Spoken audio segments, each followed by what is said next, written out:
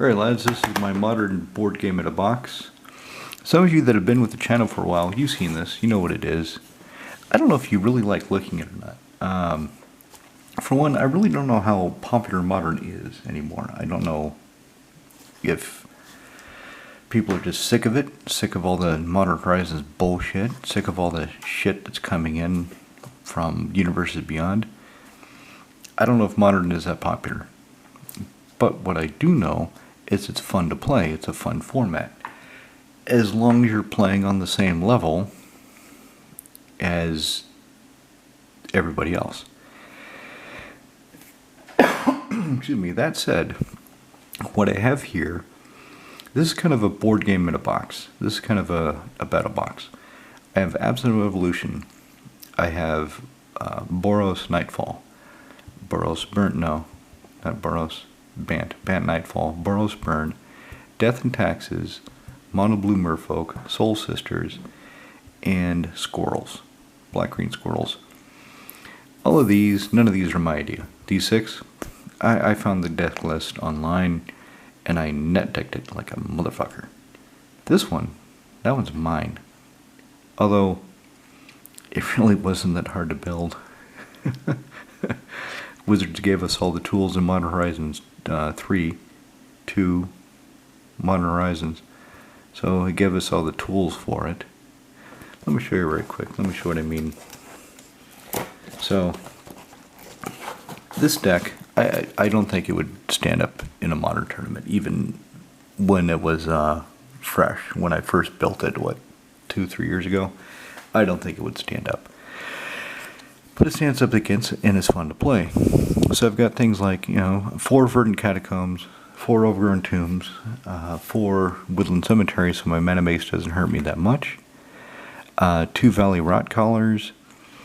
So when I say Modern Horizons made the deck, Ravenous Squirrel, Modern Horizons, Squirrel Sovereign, Modern Horizons, Verdant Command, Modern Horizons, Chattered Storm, Modern Horizons. I'm still kind of chuffed this is not an instant.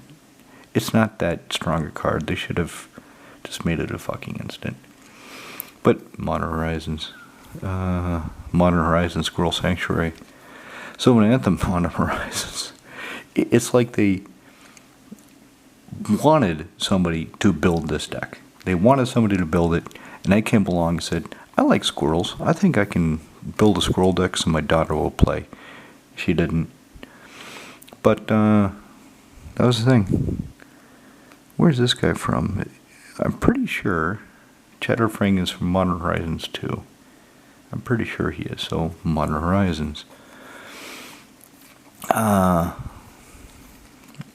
And some of you are looking at this and thinking, what a stack of fucking trash, Modern Horizons. But I tell you, this is fun to play. It really is, surprisingly enough. Because it's pretty fast. The mana base doesn't hurt you. It's got decent removal.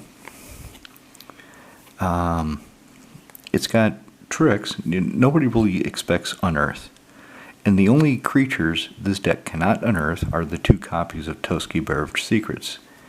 Everything else, the Squirrel Sovereigns, Valley Rock Collar, Chatterfang, all of those I can bring back with Unearth. And it really does people, God, I have to kill this thing again. Son of a bitch. And it can make a shitload of tokens pretty quickly. The sideboard, half of it is just thrown in there to be a sideboard. The other part is there to play against these. So, Cursed Totem is good against Absent Nightfall, or Bant Nightfall, and Death and Taxes. So, against Bant Nightfall, you can't activate Knight of the Reliquary. Against Death and Taxes, you can't activate Eldrazi Displacer, so that slows down the game plan. Sundering Growth, that's for, it'd be good against Merfolk and Death and Taxes to kill the Ether Vials. And then Or my other... Yeah, I just... Sometimes I play against the Genie. Sometimes the Genie and Cube will join me for a modern game.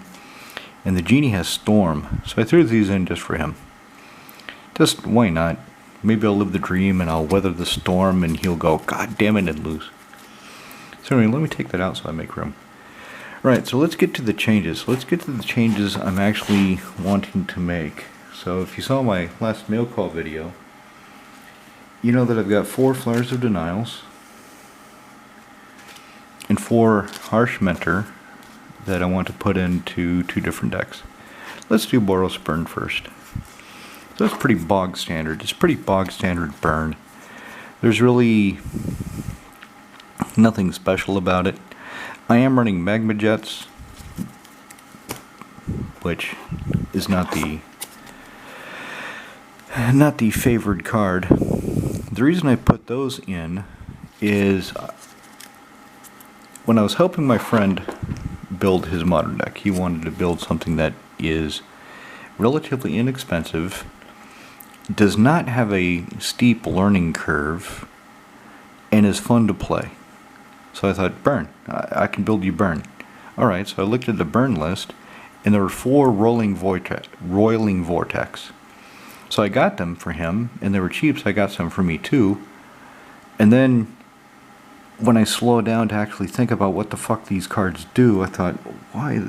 They do nothing. They're only for those stupid elementals. They're only for casting spells without paying the mana cost. They're only for force of negation, basically. But having them even in the sideboard in this ecosystem, it's not worth it.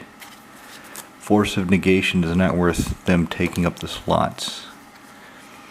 So what I'm going to do is take back out the Magma Jets.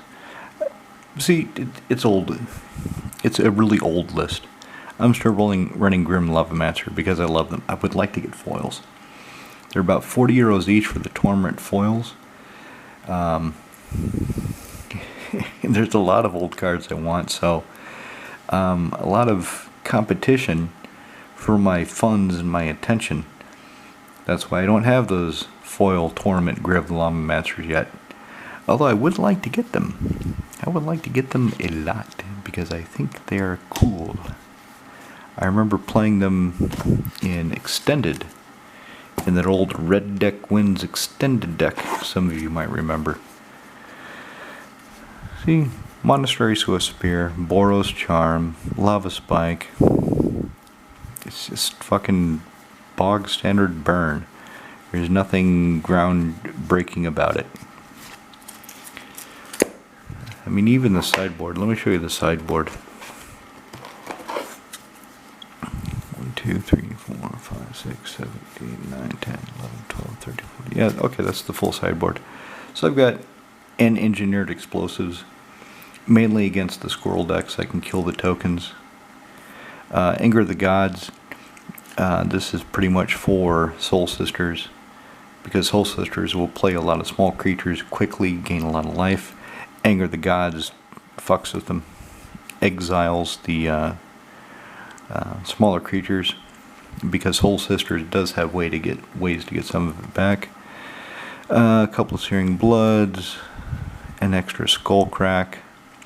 I would like to get that in foil, but last time I checked, it was 10 euros, I think. 10 euros for an uncommon, and I thought, I can wait. Same with these. Although with these, to be honest, I don't like that set symbol.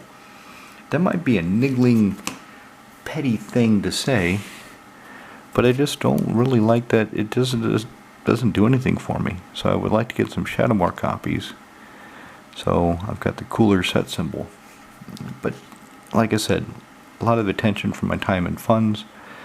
It's only a sideboard card, so I don't do it. Core Firewalker.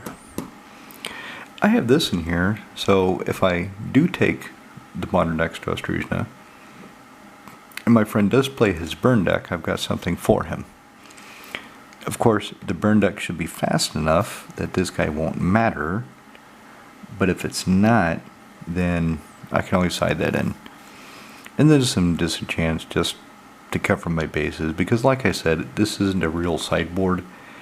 It's some things that are actually there against the meta, and some things that are just kind of there in case I need them, in case it would come up. Speaking of that, do I actually want to keep the magma jets as sideboard cards? I mean, nobody plays them anymore. 2 damage to creature when it dies, 3 damage to the crawler, so that's 2 for 1. Motherfuckers can't gain life. Lightning bolt somebody, will lava spike somebody. Kill an artifact. 3 damage. Really, it's duplication actually, now that I think about it. Having the smash to smithereens and the disenchants, that's just overkill. That's just extra steps, because this will kill an artifact and then lava spike the controller. This doesn't hurt anybody, but it can hit an enchantment. Do any of these decks have enchantments that I care about? Not really. Bat Nightfall does, but probably better to just kill the...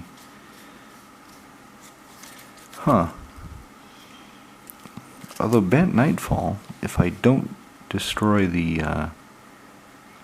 what is it? The card that enables the combo. Where's the combo enabler? I forget what it's called. It's been a long time since I played this deck. A long time. Retreat to Coralhelm. So Disenchant will allow me to get rid of Retreat to Coralhelm, because that Knight of the Reliquary can get out of bolt range pretty fast. Pretty fucking fast. And then I'm just waiting to get punched. So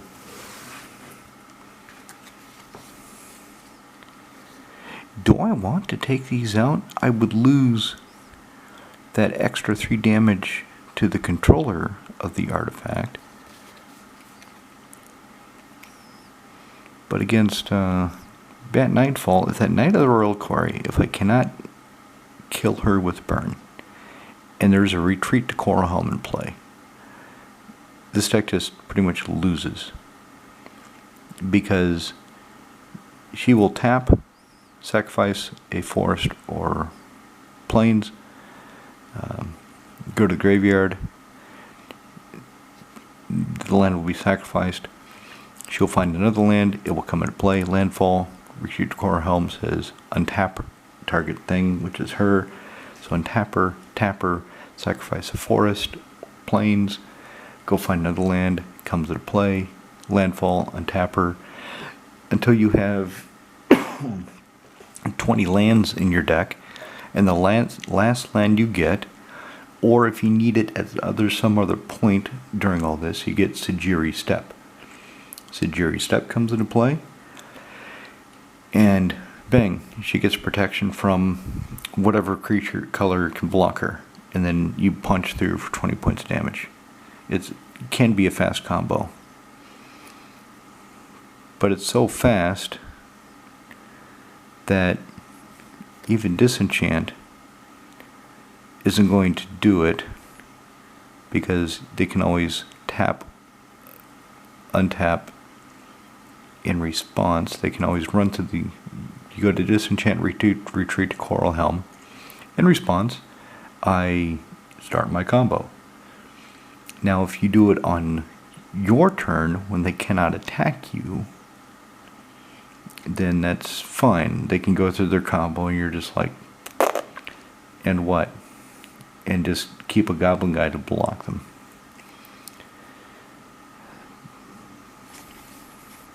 Mainly I'm running through this mental exercise because I don't need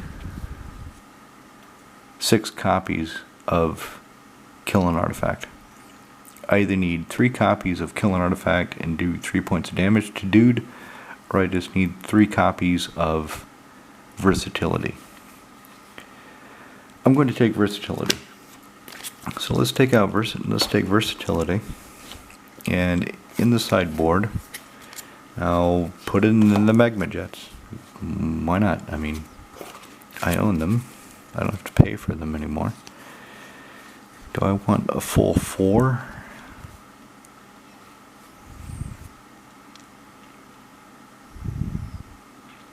Yeah, probably. I'll do a full 4 Magma Jets for the sideboard. I'll take out 1 core Firewalker. I'll take out the Smash to Smithereens. And then I'll put the Harsh Mentors in the main. I think that's where they belong. I think that... Come out. There we go. I just wanted to recycle the sleeves. Because why not? Okay. Harsh Mentor. Smash to Smithereens. This is cool because if I pull them out and I put them in my trade binder, then I'll remember that I want to get the Shadowmoor ones. And then it'll be easier to look it up. Maybe you can even get foil ones. Maybe foil ones are cheap enough now. I kind of doubt it, but it would be nice. So there's the changes to Boros Burn. I hope they're good changes. I hope they make the deck more fun to play. So now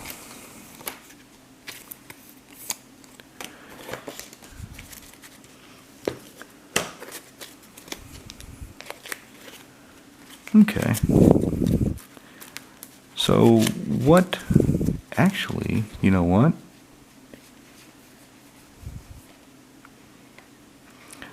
Thinking it through, which of course is a good idea. So Harsh Mentor, if I get Harsh Mentor down, is that dust or is that part of the art?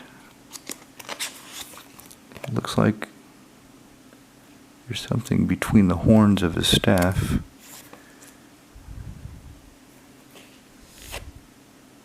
Okay, yeah, that was dust because it's gone now. If I have Harsh Mentor in play, and they start the combo, they will kill themselves. So really, I don't need the disenchants for that. Really, I don't need to side them in. So I probably should put the Smash to Smithereens back in the deck, back in the sideboard. But I'll wait, because I don't play this that often. I'll get the Shadowmoor versions, so I've got the set symbol I like better. So let's see, who does this guy really fuck with? So, put it there so you can, how's that? Yeah, that's fine. So, Absent Evolution. Does he do anything for Absent Evolution? Let's see. So, he screws up Scavenging Ooze.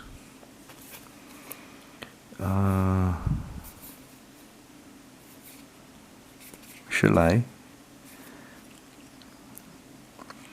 But if I'm activating her, then okay, I take 2 points of damage and I'm making all my creatures more lethal. Let's see who wins this race. That's a mana ability, so that doesn't matter. The clues.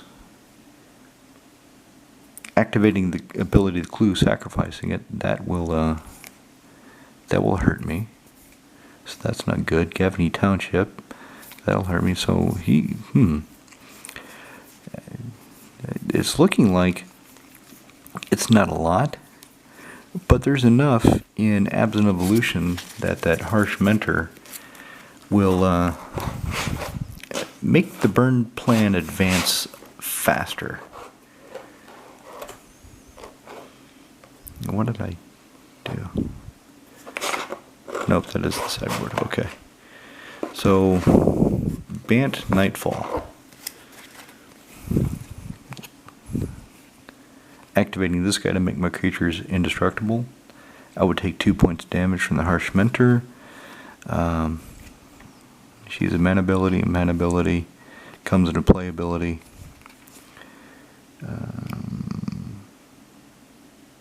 Activates, yep, only activated abilities. So here we go, here's what I'm talking about. Let's just pull these out so you can see the combo side by side. Everything else in here, I don't think there's, yeah, Quasali Pride Mage. But against Boros Burn, it has no enchantments or artifacts for me to kill, so why would I activate Quasali Pride Mage against it? Doesn't make any sense. But sometimes I do things that don't make any sense, so there you go. Alright. Knight of the Reliquary. +1/+1 for each land card in your graveyard. Sacrifice forest or plains. Go find a land card, any land card. Just a land card. So the first one you find is Yathmaya, Cradle of Growth. So all your lands are forests. That comes into play, and if you've got Retreat to Corehelm, land enters the battlefield under your control, choose one. You may tap her and tap target creature. So you untap her, tap her, sacrifice another land. It doesn't matter anymore because with you have my Cradle of Growth, they're all forests, so you just sacrifice the land, and it's go ding ding ding ding ding ding ding ding ding ding ding ding ding until you get the Sigiri Step, which when it comes into play, target creature gains protection of the color of your choice till end of turn. You give her protection from whatever the hell can block her, and then you smash in for, you know, if all the lands are in the graveyard, 23, 25 points of damage. I forget exactly how many lands I have in here. So that's the combo to that deck. What else? Actually, Death and Taxes gets kind of fucked up with Harsh Mentor. Ghost Quarter, activated ability. Mutavault, activated ability. Giver of Runes, activated ability. Displacer, activated ability. Ether Vial, activated ability. Chef at Dunes, even though I've never activated the ability before, it is a potential source of pain. That's a mana ability, so that's not too bad. Let's see. So a good chunk of the deck, that you're going to want to be using playing Death and Taxes does have activated abilities that the Harsh Mentor will punish you for engaging in. Wow, this guy,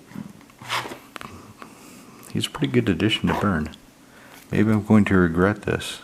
Of course, they're on my decks, so it is what it is. Let's see, against Merfolk.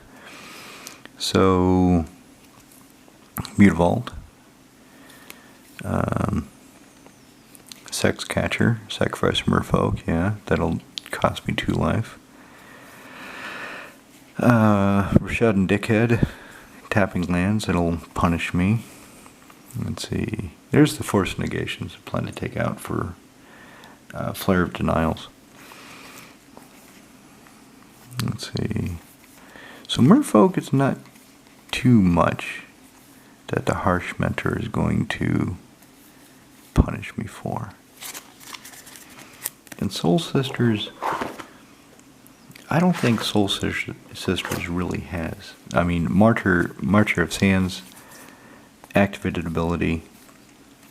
I don't think there's much. Okay, I forgot about the goddamn Ghost Quarter, so. What else? Really not much else has an activated ability.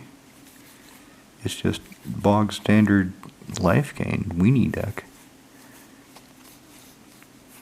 He's got an activated ability, but it gives a creature lifelink, so That kind of negates the 2 damage. Alright, so anyway, I'm happy with that change.